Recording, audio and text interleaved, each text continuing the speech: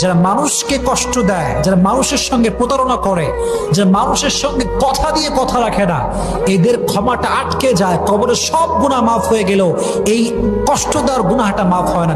মানুষ যখন মানুষকে কষ্ট দেয়, যে কষ্ট দেনেওয়ালা তার লাইফে 4টা বিপদ আসে। 1 নাম্বার, যে মানুষকে কষ্ট দেয়, যে মানুষের সঙ্গে প্রতারণা করে, যে মানুষকে কথা দিয়ে কথা রাখে না, আমানতের খেয়ানত করে, বিভিন্নভাবে কষ্ট দেয়, তাদের লাইফে 4টা কষ্ট মাস্ট আসে। নাম্বার 1 কষ্ট হচ্ছে এই, তারা মনের প্রশান্তি হারিয়ে ফেলে। মনের প্রশান্তি কোথাও তারা খুঁজে পায় না। মনে রাখবেন, যদি আপনি কাউকে কষ্ট দিয়ে থাকেন, তাহলে আপনার মনের যে সুকুন, যে রাহাত, যে পিস, যে শান্তি, এটা হারিয়ে যাবে।